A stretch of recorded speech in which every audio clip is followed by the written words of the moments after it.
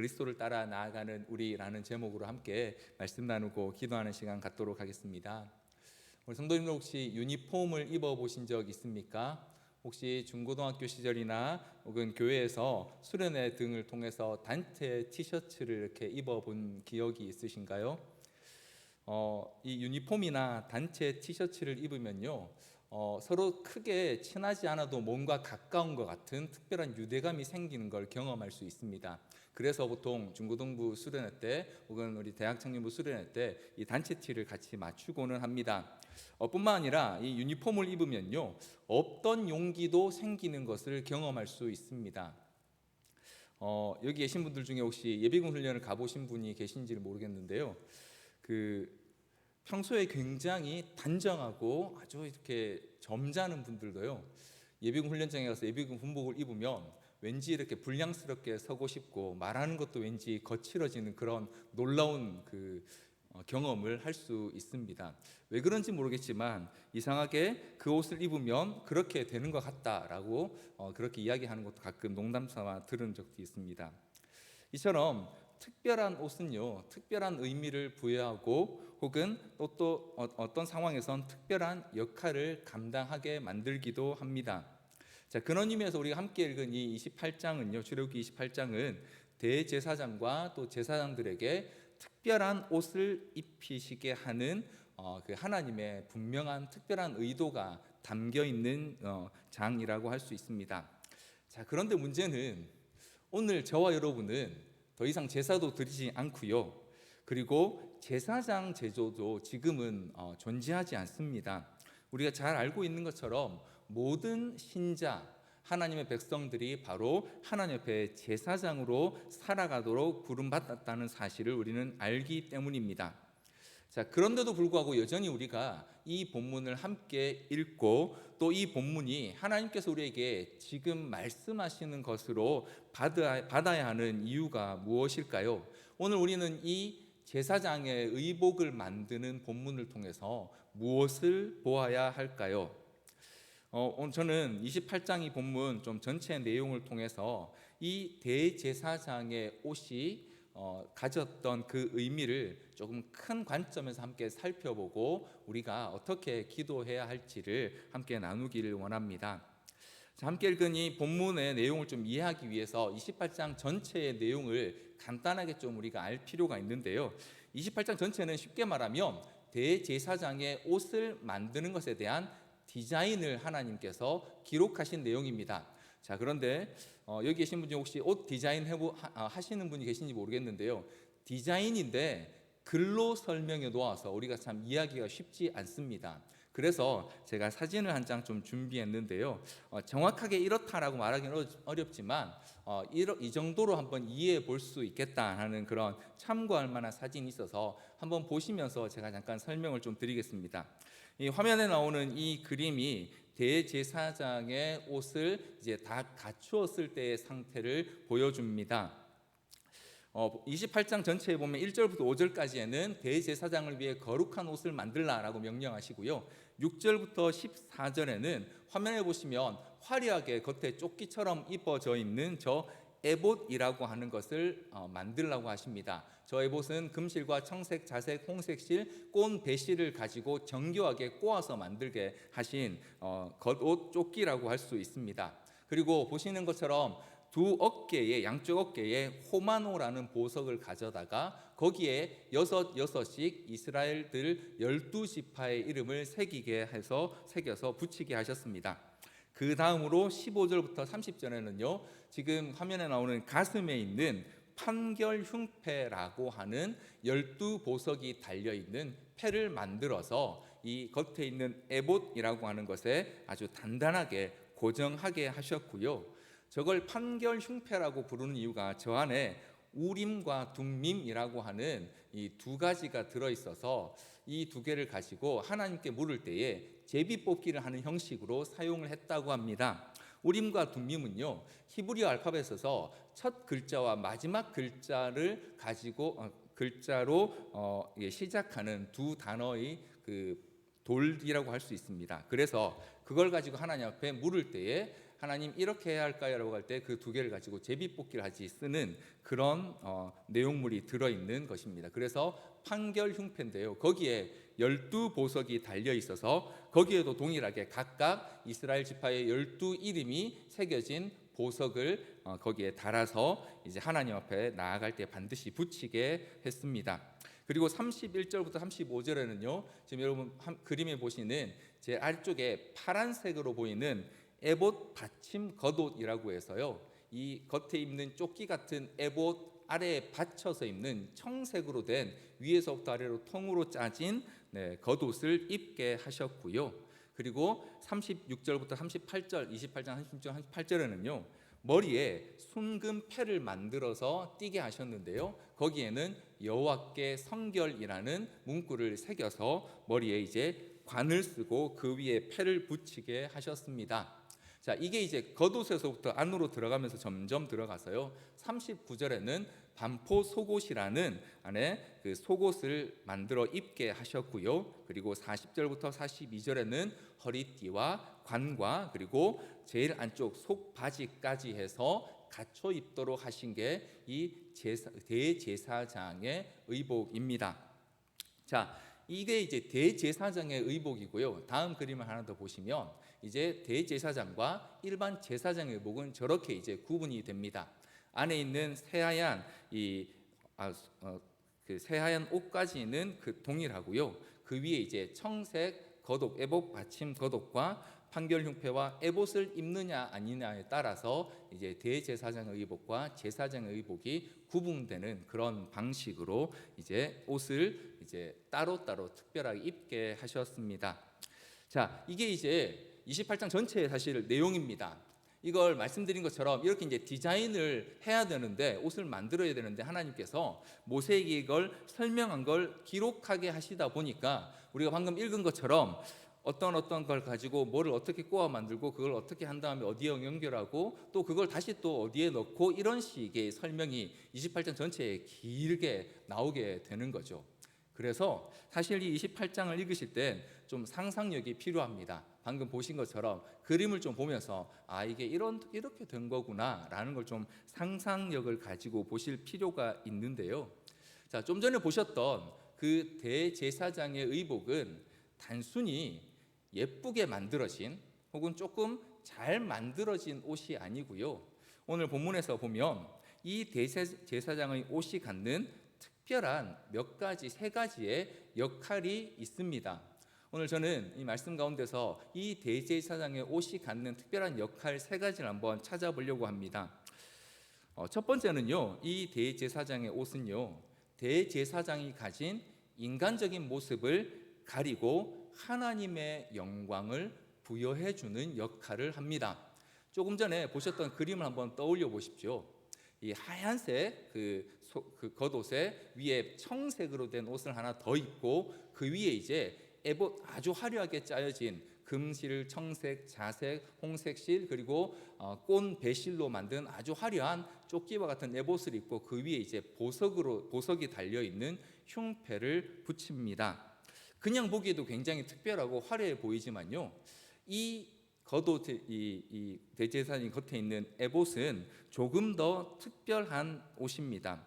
왜냐하면 출애굽기 28장 2절 우리가 함께 읽었던 2절 내용을 보면 이렇게 말씀하십니다. 내 형 아론을 위하여 거룩한 옷을 지어 영화롭고 아름답게 하라라고 말입니다. 자, 여러분 방금 보셨던 그 옷이 화려한 건 맞는데 이게 왜 거룩한 옷이 될까요? 저기에 무슨 특별한 재료가 들어가서 그런 걸까요? 네, 특별한 재료가 들어갑니다. 지금도 상당히 만들기 힘든 금실이 들어갑니다. 요즘 같으면 금처럼 반짝이가 들어가는 거겠지만 실제로 될 때는 금을 아주 얇게 펴서 실과 함께 꼬아서 만든 금실을 썼을 거라고 보통 추정을 합니다.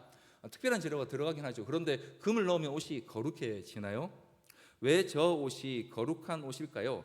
거기에는요, 저기에 쓰인 소재들 때문에 이게 거룩해지는 이유가 있습니다. 뭐냐면요, 방금 말씀드렸던 이 에봇을 짜는 이 청색, 자색, 홍색 실들은요, 바로 하나님의 성막의 제일 안쪽 휘장을 짜는 재료와 동일한 재료입니다.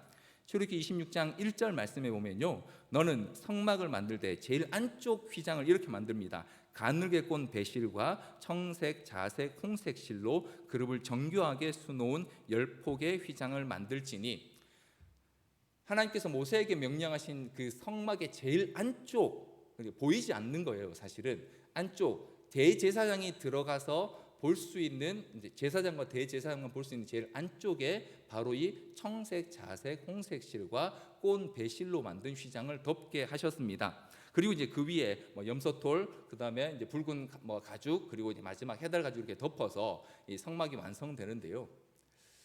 방금 말씀드린 것처럼 이 대제사장의 겉옷에 입는 에봇은요, 이 성막 안의 제일 안쪽 휘장의 그 재료들과 동일하게 만들게 하셨는데, 어떤 차이가 있냐면, 성막은 그 제일 안쪽 휘장을 덮고 겉에 있는 덮개를 세 겹으로 덮으면 전혀 볼 수 없습니다. 처음 만들 때 외에는요, 누구도 그 안에 있는 휘장을 볼 수 없습니다. 그런데 지금 이 대제사장의 에봇은 그 옷을 딱 입는 순간 누구라도 볼 수 있게 만들어져 있습니다. 다시 말하면 성막의 그 내용물들을 다 반대로 뒤집어서 지금 입고 있는 사람이 지금 이 대제사장이라고 할 수 있습니다. 그런 의미에서 이 대제사장이 겉에 걸치는 에봇과 그 위에 붙이는 판결 중표는요, 사실 단순히 화려한 옷이 아니고요, 오늘 본문의 표현에 나오는 것처럼 하나님께서 그를 영화롭게 하고 아름답게 하시기 위해 입히는, 사실은 하나님의 영광을 표현하는 그런 옷입니다. 그래서 오늘 함께 읽은 본문 중에서요, 28장 2절에 보면 내 형 아론을 위해 거룩한 옷을 지어서 영화롭고 아름답게 하라고 하셨는데요, 여기에 영화롭고 아름답다라고 할 때 쓰인 두 단어가요, 대부분 다 하나님의 영광을 뜻하는 단어들입니다. 그래서 내 형 아론을 위해 거룩한 옷, 즉 하나님의 영광을 뜻하는 이 에봇을 입히면 그도 또한 하나님의 영광을 띤 사람으로 하나님께서 여기시겠다라고 말씀해 주시는 것이죠. 그래서 이 옷이 거룩한 옷입니다. 왜냐하면 대제사장은 바뀔 수 있습니다. 아론이었다가 그 다음 때로 계속 내려갑니다. 그러나 이 옷을 하나님께서만 이렇게 입게 하신 이 대제사장의 특별한 거룩한 옷을 입는 그는 하나님께서 그가 영화롭고 하나님의 영광과 영화를 지닌 자로 세우시겠다라고 그렇게 말씀하시는 것입니다. 그래서 이 출애굽기 28장 2절에 거룩한 옷을 지어 영화롭고 아름답게 할지니라고 하는 이걸 오늘 우리말로 조금 더 쉽게 표현하면 거룩한 옷을 입혀서 그를 영광스럽게 하라라고 말씀하신 것이죠. 그런데 어떻게 그 옷을 입는다고 영광스러워집니까? 그게 바로 하나님의 영광을 드러내기 위한 하나의 표현이기 때문에 그렇습니다. 그런 의미에서 대제사장이 저 옷을 입고요, 이 1년에 한 번 이 제단의 피를 가지고, 제물의 피를 가지고 성소로 들어가는 그 모습을 볼 때 사람들은 마치 성막의 안쪽 휘장을 두른 사람이 자신들 가운데서 나와서 그 제물의 피를 가지고 다시 그 성소로 들어가는 듯한 모습을 보게 되는 것입니다.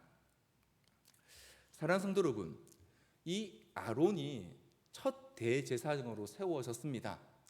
근데 여러분, 아론이 그렇게 완벽한 사람이었습니까? 그가 실수가 전혀 없었나요?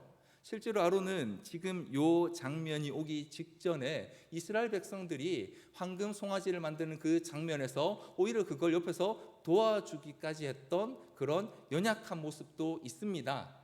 그리고 아론의 아들들은 어떻습니까? 이 제사장으로 세워지고 나서 얼마 안 있어서 아론의 두 아들 나답과 아비후는요, 하나님께서 명하지 않은 제단의 불이 아닌 다른 불로 하나님의 그 성막 안에 향을 피웠다가 하나님의 심판을 받아서 죽는 사건이 일어나게 됩니다.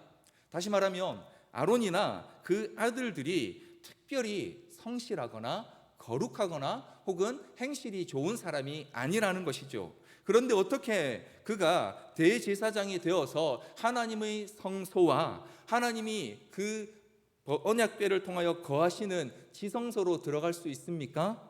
바로 하나님께서 직접 디자인하시고 하나님의 영을 부어 주셔서 그 영이 충만한 사람들이 만든 이 거룩한 옷, 하나님의 영광을 나타내는 에봇과 그 판결 흉패와 그 나머지 옷들을 입고 나아갈 때에 하나님께서 그를 하나님과 대면하여 만나기에 합당한 자로 여겨 주시겠다라고 말씀하셨기 때문에 이 옷이 거룩한 옷이 되는 것이죠. 그래서 이 대제사장의 옷은요, 대제사장이 가진 그 연약하고 때로는 실수하고 때로는 넘어지기도 하는 그 인간적인 모습을 하나님의 영광으로 덮어주는 역할을 했던 것입니다. 두 번째로 이 대제사장이 입게 한 특별한 거룩한 옷은요, 이 제사장의 직무를 감당할 수 있는 권위를 그에게 부여해 주었습니다. 28장 3절 말씀인데요, 우리 같이 한번 더 읽어보겠습니다. 우리 같이 한번 화면을 보면서 읽어보겠습니다. 시작. 너는 무릇 마음에 지혜 있는 모든 자 곧 내가 지혜로운 영으로 채운 자들에게 말하여 아론의 옷을 지어 그를 거룩하게 하여 내게 제사장 직분을 행하게 하라. 여기 보면요, 하나님께서 이 아론이 제사장의 직분을 하나님 앞에 행할 수 있게 하시는 수단이 뭐냐면 바로 이 거룩한 옷을 입게 하시는 것입니다. 다시 말하면 이 옷을 입지 않으면 아무리 아론이라도 하나님 앞에 나아갈 수 없습니다. 만약 이 하나님이 정하신 거룩한 옷을 입지 않으면요, 어떤 결과가 벌어지냐면요, 우리 함께 읽지 않았지만 마지막에 있습니다. 28장 43절 말씀인데요, 우리 같이 한번 읽어보겠습니다. 28장 43절 같이 한번 읽겠습니다. 시작. 아론과 그의 아들들이 회막에 들어갈 때나 제단에 가까이 하여 거룩한 곳에서 섬길 때에 그것들을 입어야 죄를 짊어진 채 죽지 아니하리니 그와 그의 후손이 영원히 지킬 규례니라. 아론과 그의 아들들이 제사장의 직무를, 또 대제사장의 직무를 행하기 위해선 반드시 하나님께서 정하신 그 의복, 옷들을 다 갖추어서 입고 나가야 합니다. 따라서 오늘 이 본문에 나오는 하나님께서 묘사하고 계시는 대제사장의 옷과 대제사장의 직무는 서로 떨어질 수 없습니다. 반드시 이 옷을 입어야지만 대제사장의 역할을 하고 또 그가 하나님의 지성소에 나아갈 수 있게 되는 것이죠. 대제사장은요, 그의 행실이나 혹은 그의 존재 때문이 아니라 하나님께서 그에게 입혀주신, 그래서 그 대제사장의 직무를 감당하게 하시는 바로 그 옷 때문에 대제사장으로서 역할을 감당할 수 있게 되는 것입니다. 물론 그것을 위해 대제사장은 평소에도 자신을 부정하게 하는 것들로부터 멀리해야 하는 여러 가지 규정들이 있습니다. 그러나 아무리 그가 평소에 부정한 것을 가까이 하지 않고 자신을 지켜 거룩하게 한다고 해도요, 이 옷을 입지 않고는 하나님의 성소와 지성소에 나갈 수 없었고요. 심지어 그렇게 한다고 해도 그에게 문제가 있을 땐 때론 죽기도 할 수 있다라고 하나님이 경고하고 계시는 것입니다. 여러분, 다시 한번 좀 상상력을 한번 발휘해 보시기 바랍니다. 앞서 잠깐 보여드렸던 그 그림의 옷을 입은 대제사장이 이 백성들 앞에 섰을 때 그 대제사장을 보는 백성들의 기분이 어땠을까요? 앞서 잠깐 보여드린 것처럼 제사장들은 흰 옷을 입습니다, 겉에. 그런데 그 제사장들이 옆에 있는데 그 가운데 그 위에 아주 화려하고 또 빛나는 보석이 달려있는 에봇과 흉패를 가슴에 단 이 대제사장이 아주 조심스러운 발걸음으로 제단에서 그 제물의 피를 받아서, 그리고 그 피를 손에 들고 하나님의 성소로 들어가고, 그 다음부터는 보이진 않겠죠. 그러나 방울 소리로 그가 한 걸음 한 걸음 조심스럽게 그 안에 있는 휘장을 다시 열고 지성소로 들어가서 그 그 언약궤 위에 그 제물의 피를 뿌리고 다시 돌아 나와서 그들 앞에 섰을 때 그 모습을 보는 이스라엘 백성들의 마음은 어땠을까요? 우선은 굉장히 두려웠을 것입니다. 왜냐하면 앞서 말씀드린 것처럼 하나님의 영광을 상징하는 그 옷을 감히 사람이 입었다라는 그 사실도 굉장히 두렵지만, 그가 하나님의 계시는 그 존전으로 나아갈 때 혹시라도 그에게 문제가 생기지 않을까 다들 두려워했을 것입니다.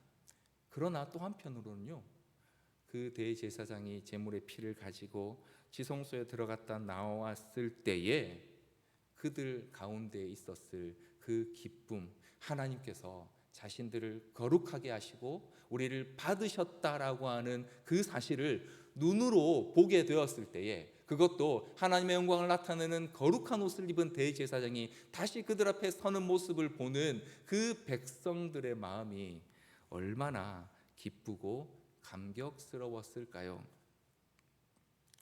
그런 의미에서 이 대제사장의 옷은요, 그가 가진 인간의 연약함을 가려줄 뿐만 아니라 그를 통해서 사람 위에 임하신 하나님의 영광을 보게 하는 놀라운 역할을 했던 것입니다.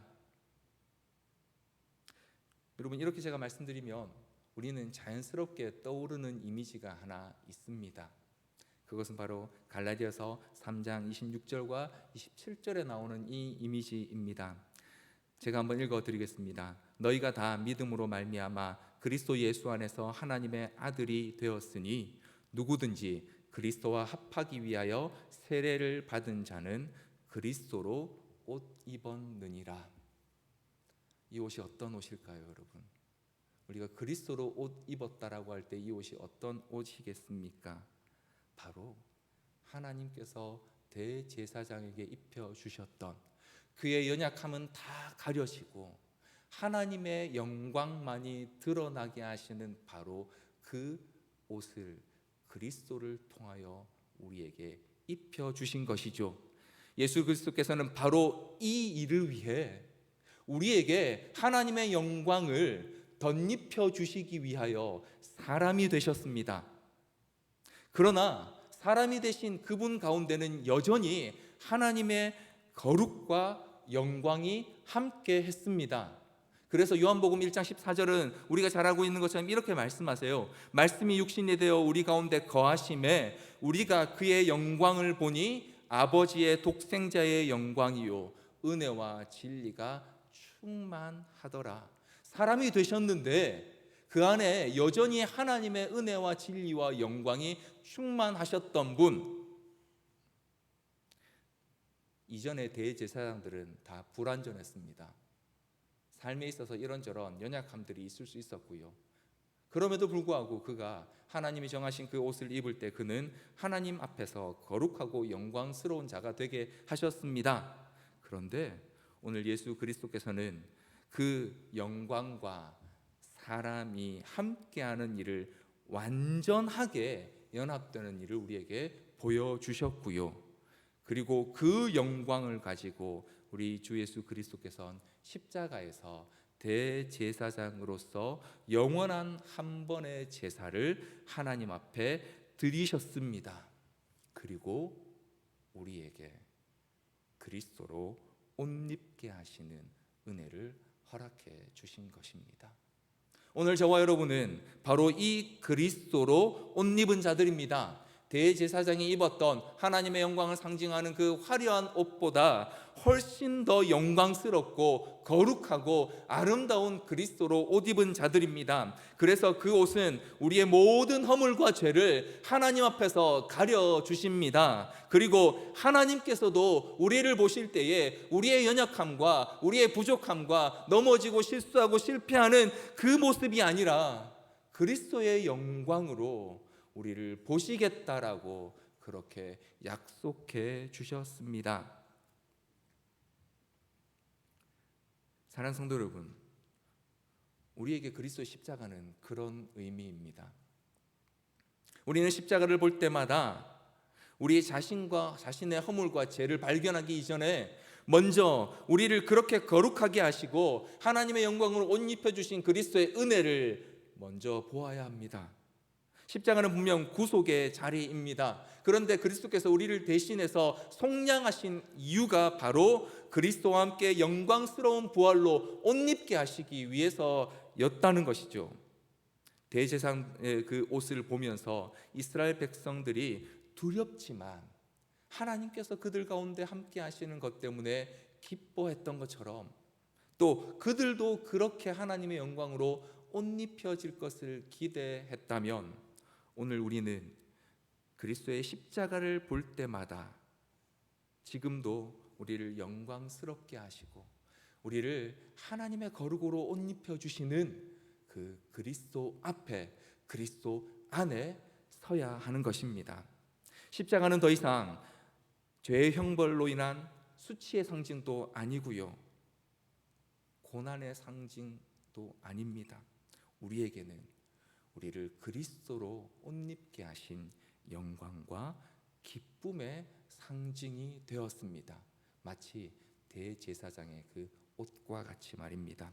그래서 우리는 두렵지만 이 십자가를 붙들고 거룩하신 하나님 앞에 서게 되는 것입니다. 또한 이 제사장의 의복은요, 이 대제사장으로 하여금 백성들을 하나님께 이끄는 자가 되게 했습니다. 앞서 잠깐 설명드린 것처럼 대제사장의 그 에봇에는요, 흉패라는 것을 붙이게 되어 있는데 아주 견고하게 고정시켜서 떨어지지 않게 했습니다. 그리고 이 에봇에도 이스라엘 백성들의 12이름을 새긴 두 호마노가 붙어 있었고, 그리고 그 흉패에도 이스라엘 백성의 12지파 이름이 새겨진 보석들이 붙어 있었는데요. 그런데 이 두 에봇에 붙어 있는 호마노와 이 흉패에 있는 보석 12보석에 대해서 하나님이 아주 특별한 말을 한 가지 덧붙이셨습니다. 출애굽기 28장 12절에 보면 이 에봇에 붙어 있는 두 어깨바지의 보석에 대해서 이렇게 말씀하십니다.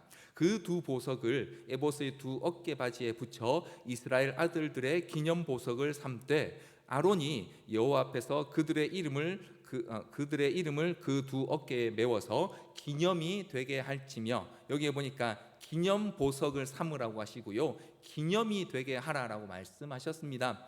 28장 29절에도 보면 이 흉패에 있는 이 보석에 대해서 이렇게 말씀하십니다. 아론이 성소에 들어갈 때에는 이스라엘 아들들의 이름을 기록한 이 판결 흉패를 가슴에 붙여 여호와 앞에 영원한 기념을 삼을 것이니라. 여기서 이제 기념이 되게 하라, 기념을 삼으라라고 하는 이 표현은요, 우리말 성경에 조금 더 쉽게 번역하면 내가 기억하겠다, 혹은 나 주가 언제나 기억하게 하여라라고 하는 조금 특이한 표현입니다. 여러분, 하나님께서 이스라엘 백성들을 잊어버리실까봐 굳이 호마노라는 보석의 이름을 새기고 또 12개의 보석에 각각 하나씩 새겨서 붙이고, 이거 붙이고 와야 내가 너희를 기억할 거야 라고 하셨을까요? 하나님 혹시라도 깜빡하실까 봐요? 12명이나 되니까 이름이 너무 어려우셔서요? 그래서 그러신 걸까요? 오늘 본문에 나오는 기념이 되게 하라라고 하는 이 기억의 돌 혹은 기념의 돌은요, 이스라엘 백성들에게는 아주 익숙한 표현 중에 하나입니다. 여호수아가 이 이스라엘 백성들을 데리고 요단강을 건넜을 때도 그들은 기억의 돌을 세운 적이 있습니다.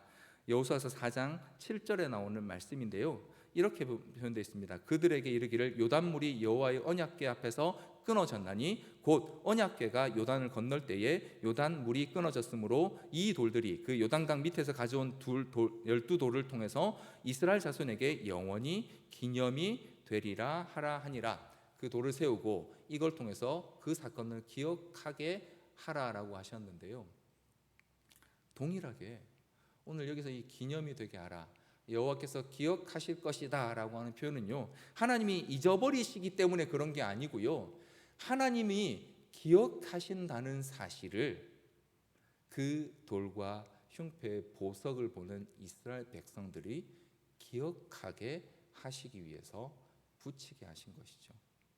하나님이 혹시라도 잊어버리실까 봐, 혹시라도 이름을 잊으실까 봐 그런 게 아니고요, 대제사장이 그 흉패를 붙이고 있는 그것을 볼 때마다 이스라엘 백성들이 뭘 기억합니까? 하나님 앞에 우리가 저렇게 되는 보석과 같이 빛나는 존재들이구나라는 사실을 하나님께서 그들에게 보여주고 알게 하시기 위해서 그 돌에 굳이 양쪽 어깨에 2개 그리고 12개의 이름을 새기게 하셨던 것입니다.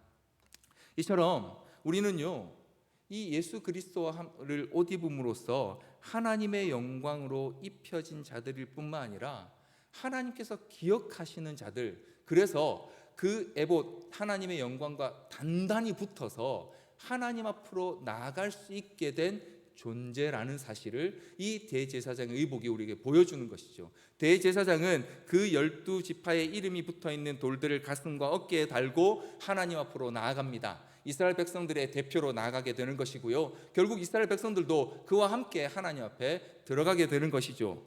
이것을 통해서 이스라엘 백성들뿐만 아니라 오늘 예수 그리스도로 옷 입은 저와 여러분도 우리는 하나님 앞에 나아가게 된 존재들, 은혜의 보좌 앞으로 부름받은 존재들이며 이제는 예수 그리스도 때문에 언제라도 하나님 앞에 담대히 갈 수 있는 존재가 되었다는 사실을 우리는 기억하게 되고 다시 한번 우리 마음에 새길 수 있게 되는 것입니다.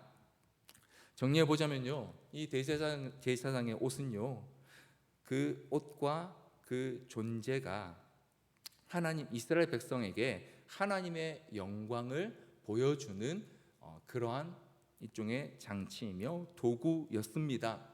오늘 우리에게는 예수 그리스도의 십자가가 바로 우리에게 입혀진 하나님의 영광과 은혜를 보여주는 그 도구인 것처럼 말입니다. 그렇기 때문에 우리는 그 십자가 앞에 설 때마다 그리스도께서 우리에게 입혀주신 영광과 은혜 때문에 우리는 감탄하며 감격해야 합니다. 그런 한편으로는 그 옷 안에 가려져 있는 우리의 연약함 때문에 여전히 우리는 씨름해야 합니다.